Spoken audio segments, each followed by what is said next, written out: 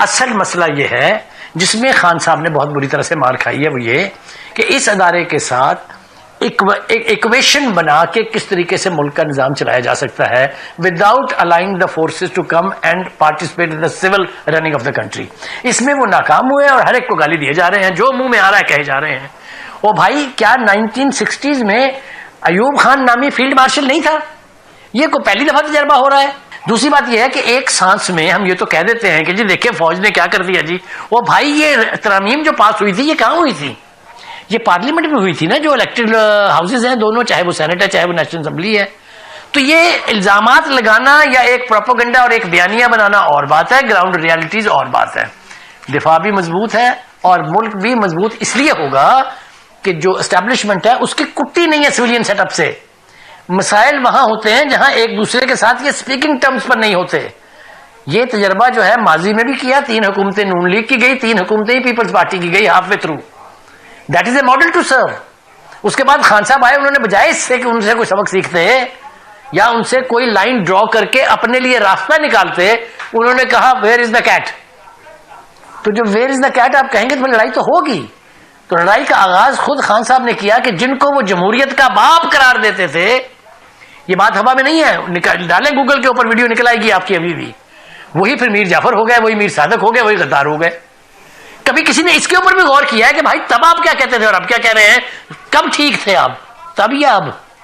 तो कहने का मतलब यह है सिविलियंस को रनिंग ऑफ द कंट्री में फौज को जितना परे रख सके रखना चाहिए, और इसी तरह से सिविलियन को भी आर्म फोर्सेस के अंदर के मसाइल में चोंच नहीं फंसानी चाहिए, क्योंकि जब फंसाएंगे आप तो वही होगा जो 2021 में हुआ, 22 में। थोड़ी सी आपको मुझे इजाजत देनी पड़ेगी टाइम के हवाले से। सवाल आपका बहुत गंभीर है, जवाब भी उसका उतना ही तवील है, मैं कोशिश करता हूं मुख्तसर करने की। पहली बात तो यह कि इस मुल्क में 3 मरतबा मार्शल लगा है, आपके सामने है। मैं वसूख से यह कहता हूं कि तीनों मरतबा हमारे सियासतदान हजरात ने इक़्तिदार सिल्वर प्लेटर पर रख के फौज के हवाले किया। कोई शख्स मुझे चैलेंज करना चाहता है तो मैं उसका जवाब देने के लिए तैयार हूं, एक बात। दूसरी बात यह है कि जब भी कभी फौजी इक़्तिदार आया, यही सियासतदानों की लौट जो है वो कभी फसली बटेरों की शक्ल में, कभी इन्वेस्टर की शक्ल में, कभी जमीर फरोशों की शक्ल में अवेलेबल रहती है उनके इक़्तिदार को दवाम देने के लिए। तो हिस्ट्री को हमें जरा थोड़ा सा बिल्कुल याद रखना पड़ेगा। दूसरी बात यह कि जुडिशियल सिस्टम, आपने बिल्कुल ठीक कहा, लेकिन मुझे यह बताइए कि जुडिशियल सिस्टम आज खराब हुआ है या इसकी बुनियाद ही खराब है? जस्टिस मुनीर अब पैदा हुआ था जिसने लॉ ऑफ नेसेसिटी इजाद किया था? जस्टिस सज्जाद या जस्टिस जो दूसरे थे लोग जिन्होंने भुट्टो को फांसी लगाया, उस वक्त यह हुकूमत थी? आप मुझे बताइए कि उसके बाद जो इफ्तिखार चौधरी ने खिलवाड़ किया, जो साकम निसार ने किया, जो गुलजार ने किया, जो खोसे ने किया, जो बंदयाल ने इंतहा को पहुंचा दिया, वो जुडिशरी बहुत आला थी। इस वक्त तरमीम होकर बड़ी ज्यादती हो गई है। ये वो सच है जो हम आधा बोलते हैं, आधा नहीं बोलते हैं।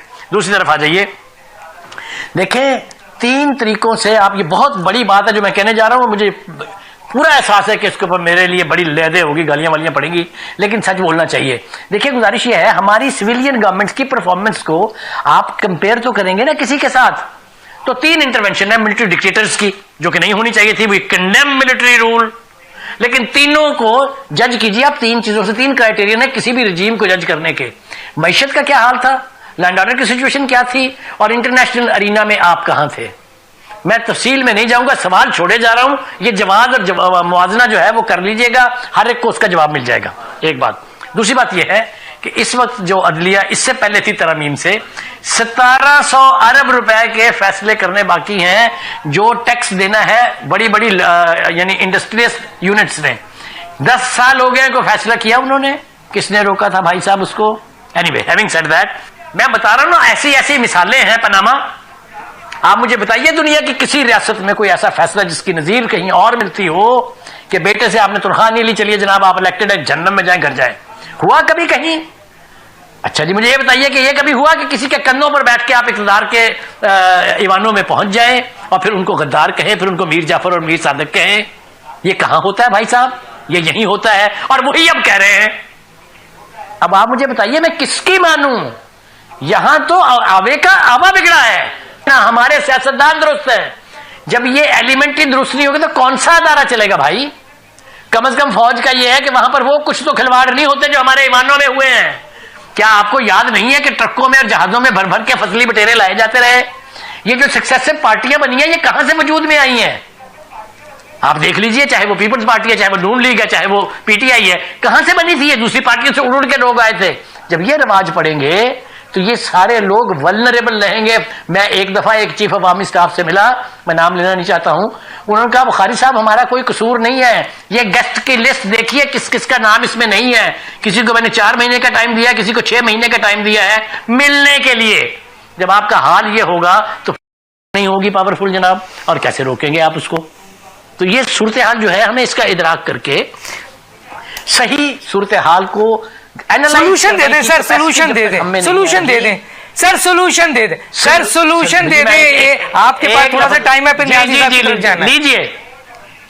लीजिए साहब, सोल्यूशन लीजिए। जिस दिन हमारे सियासतदान अपनी ज़मीर की आवाज पर खड़े हुए, ईवानों में वो किया जिसके लिए उन्हें मुंतखब किया जाता है, अपनी इन्वेस्टमेंट को कैश करने ना जाए।